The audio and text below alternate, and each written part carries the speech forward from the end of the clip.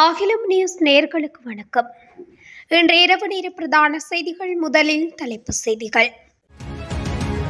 தலைமறைவான தேசப்பந்து தென்னகோன் அனுர தரப்பில் இருந்து தகவல். எரிபொருள் நுகர்வோருக்கு இழக்கப்படும் வாய்ப்பு வெளியான தகவல்.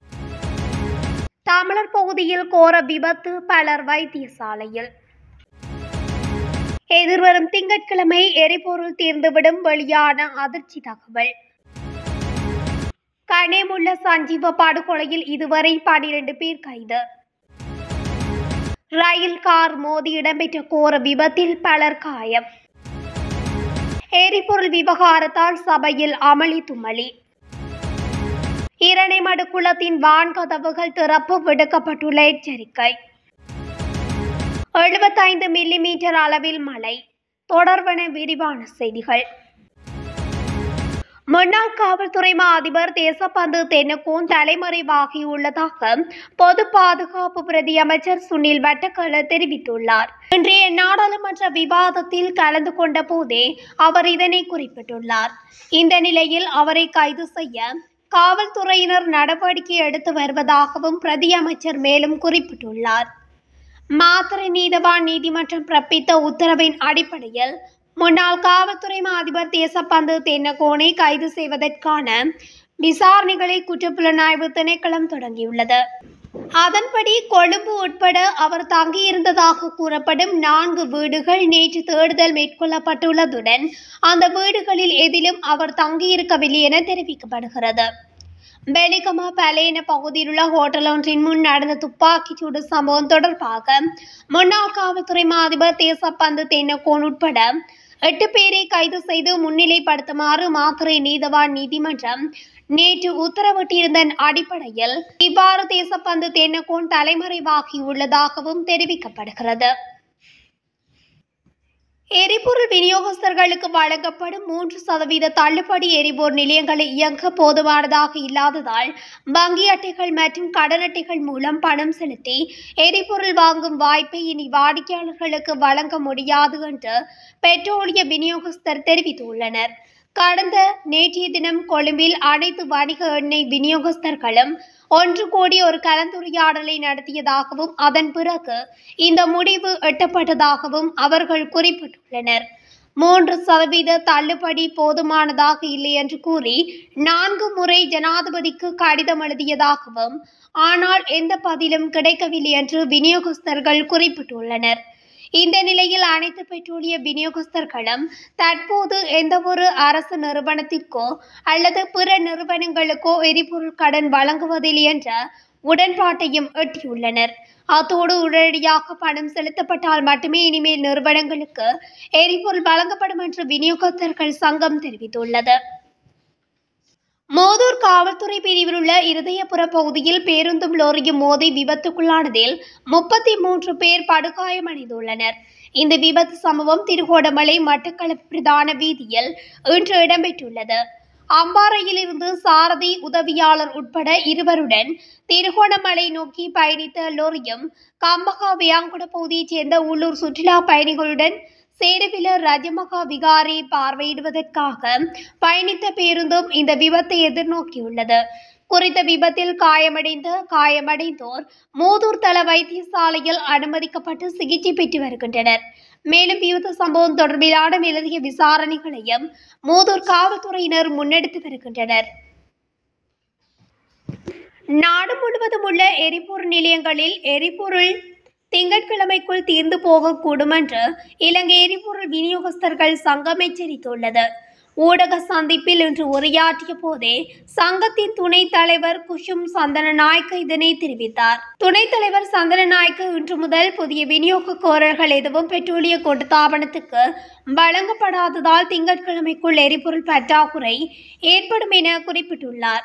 கடந்த காலங்களில் சங்கம் ஒருபோதும் வேலைநிறுத்த நடவடிக்கைகளில் ஈடுபடவில்லை என்றாலும் விநியோகஸ்தர்களுக்கு வழங்கப்பட்ட 3% கொடுப்பனவை நீக்கிவிட்டு அதை புதிய சூத்திரத்தால் மாற்றுவதற்கான இலங்கை பெட்ரோலிய கூட்டுத்தாபனத்தின் தற்போதைய முடிவால் தங்களுக்கு வேறு வழியில்லை என்றும் அவர்கள் குறிப்பிட்டுள்ளார். மேலும் தன்னிச்சையான முடிவுகளை எடுத்ததற்காக இலங்கை பெட்ரோலிய கூட்டுத்தாபன தலைவர் மற்றும் முகாமைத்துவ பணிப்பாளரை குற்றம் சாட்டிய சந்திரநாயக்க பிரச்சினையை தீர்க்க விரைவான நடவடிக்கை எடுக்குமாறு ஜனாதிபதியை வலியுறுத்தியுள்ளார்.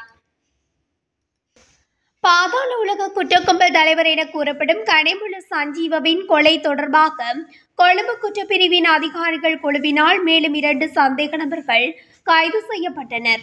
கைது செய்யப்பட்ட இருவரும் மினுபாங்கொட பகுதியைச் சேர்ந்த 28 மற்றும் 31 வயதுடையவர்கள் என தெரிய வந்துள்ளது. சந்தேக நபர்கள் கொலையை திட்டமிட சிம் கார்டுகளை வழங்கியது தெரிய வந்துள்ளது. இந்த கொலை தொடர்பாக இவ்விருவருடன் 12 பேர் கைது செய்யப்பட்டுள்ளனர். மேலும் சம்பவம் கொழும்பு குற்றப்பிரிவு மேலதிக விசாரணைகளை மேற்கொண்டு வருகிறது. மாத்தறை வெலிகமை கெட்டி வீதிக்கு அருகிலுள்ள ரயில் மார்க்கத்தில் இன்று சனிக்கிழமை பிற்பகல் இடம்பெற்ற விபத்தில் பலர் காயமடைந்துள்ளதாக போலீசார் தெரிவித்தனர். கவனக்குறைவாக பயணித்த கார் ஒன்று ரயிலுடன் மோதியதில் இந்த விபத்து இடம்பெற்றுள்ளது. விபத்தின் போது காரில் பயணித்த பலர் காயமடைந்துள்ள நிலையில் சிகிச்சைக்காக வைத்தியசாலையில் அனுமதிக்கப்பட்டுள்ளனர். இலங்கையில் எரிபொருள் பற்றாக்குறை உருவாக ஒரு தீய நடவடிக்கை இருப்பதாக ஆளும் கட்சி உறுப்பினர்கள் குற்றம் சாட்டியதை அடுத்து எரிபொருள் விநியோக பிரச்சினை தொடர்பாக நாடாளுமன்றத்தில் சனிக்கிழமை அமளி ஏற்பட்டது. இந்த குற்றச்சாட்டை பிரதி அமைச்சர் அனில் ஜேந்த மற்றும் சபை தலைவர் பிமல் ரட்நாயக்க இருவரும் முன்வைத்தனர். இலங்கை பெட்ரோலிய கூட்டுத்தாபனம் அதன் பங்குகளை பெறும் நேரத்தில் நிலவும் விலையில் 3% விலை உயர்வை கணக்கிட முடியும் என அவர்கள் வலியுறுத்தினர். பிரச்சினை என்னவென்றால் விநியோகஸ்தர்கள் நிகர விலைக்கு விலை உயர்வை விரும்புகிறார்கள். நீதிமன்ற தீர்ப்பின்படி இதை அனுமதிக்க முடியாது என்று அமைச்சர் ரட்நாயக்க கூறினார். சமூக ஊடகங்கள் மூலம் ஒரு பீதி நிலைமை உருவாக்கப்பட்டுள்ளதாக கூறிய பிரதி அமைச்சர் ஜெயந்த எரிபொருள் பற்றாக்குறை ஏற்படாது என்று நாங்கள் உங்களுக்கு உறுதியளிக்கிறோம் என்றும் கூறினார். எதிர்க்கட்சி பாராளுமன்ற உறுப்பினர்கள் கயந்த கருணாதிலக, டி.வி. சாணக்க மற்றும் தயாஸ்ரீ ஜெயசேகர் ஆகியோர் பற்றாக்குறையை தவிர்க்க அரசாங்கம் நிலைமையை கட்டுப்படுத்த வேண்டும் என்று வலியுறுத்தினர்.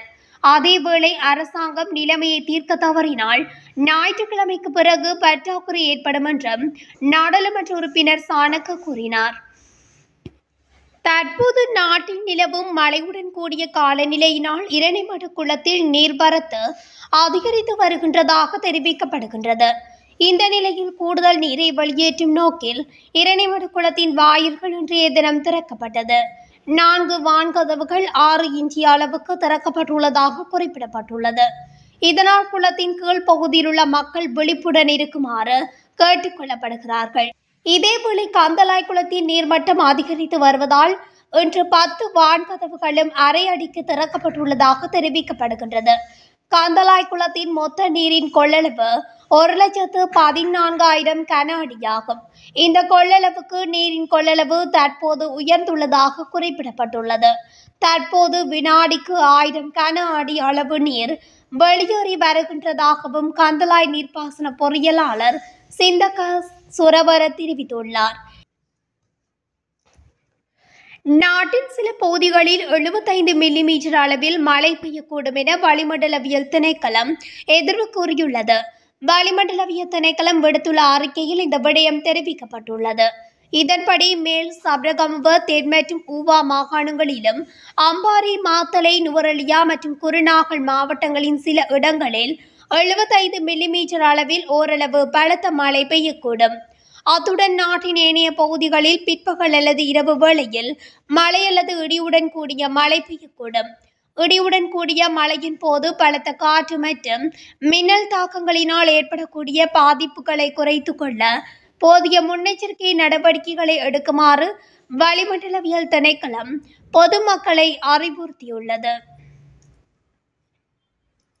இத்துடன் அகிலம் நியூஸின் இன்றைய பிரதான செய்திகள் நிறைவடைகின்றன. தொடர்ச்சியாக செய்திகளை அறிந்து கொள்ள அகிலம் நியூஸுடன் இணைந்திருங்கள். நன்றி, வணக்கம்.